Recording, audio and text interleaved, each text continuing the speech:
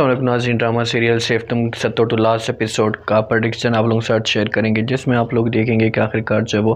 اب آتی ہے سارا جہاں پر ہم حنان کے پاس، اس سے کہتی کہ حنان مجھے معاف کر دو، میری وجہ سے سب کچھ ہوا ہے۔ جب یہ باتیں حنان سنتا ہے تو صاف الفاظ میں انکار کرتا ہے، اس سے کہتے کہ تمہاری وجہ سے کیوں ہوا ہے، تم پلیز اس سے کی باتیں مت کرو، جو قسمت میں تھا بس وہی ملا ہے، آپ جب اس کی باتیں کر کے مجھے شرمندہ مت کریں۔ تو اس فوراً جو وہ صاف الفاظ میں انکار کرتی سر اسے کہتی کہ نہیں، اگر میں بیچ میں نہ آتی تو آپ دونوں کی کبھی بھی جو وہ نفرت نہ ہوتی، ایک دوسرے سے دور نہ ہوتے، میری وجہ سے سب کچھ ہو چکا ہے، آج آپ کے ساتھ وہ نفرت کرنا شروع ہو چکی ہے۔ تو حنان سمجھانے کی کوشش کرتا ہے، سر کو سے کہتے کہ پلیز اب یہ باتیں کہہ کر مجھے شرمندہ مت کریں، میں نے آپ کو بول دیا کچھ بھی نہیں ہوا، بس یہ سب کچھ میری قسمت میں تھا، میری تقدیر میں لکھا ہوا تھا، جس کی وجہ سے مجھے اتنی بڑی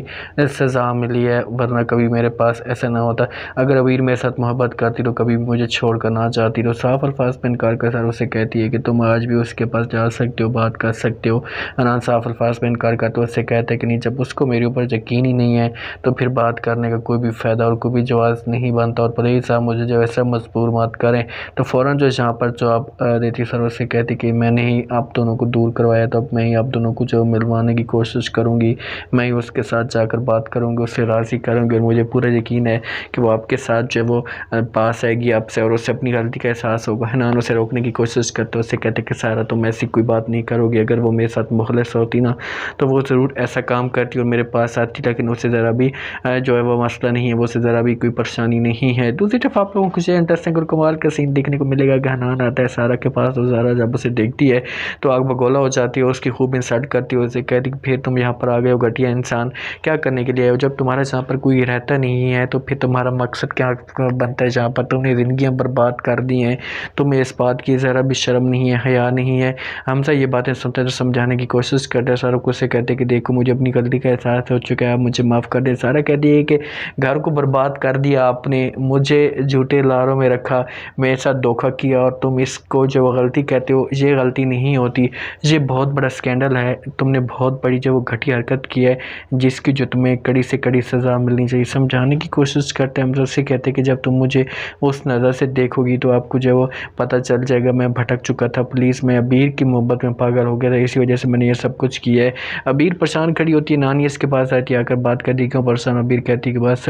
اب میں حنان کا سامنا نہیں کر پاتی، حنان میرے ساتھ نفرت کرنا شروع ہو چکا ہے۔ نانی جان یہ باتیں سنتی تو ابیر کو سمجھانے کی کوشش کرتی ہے، اس سے کہتی کہ دیکھو حنان بہت ہی اچھا انسان ہے، یہ باتیں آپ کو میں نے پہلے بھی کہی تھی، پہلے بھی سمجھانے کی کوشش کی تھی، لیکن آپ نے میری بات نہیں سمجھی تھی، آج دیکھو کہ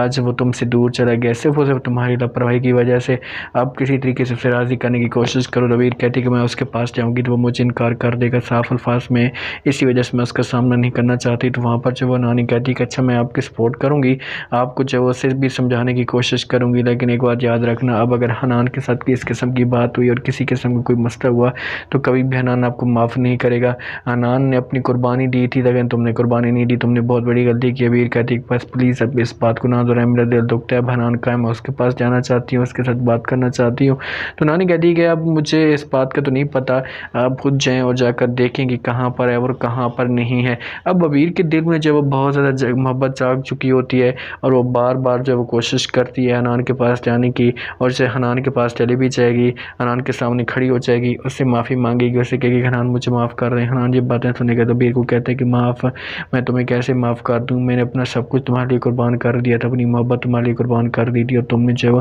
مجھے ذرا تک بھی احساس نہیں دیا، تم ایسا میرے ساتھ کیسے کر سکتی ہو؟ مجھے اس بات کا بہت دکھ ہے۔ ابیر کہتی پلیز اس بات کو بھول جائیں۔ تو حنان آخر کار معاف کر دے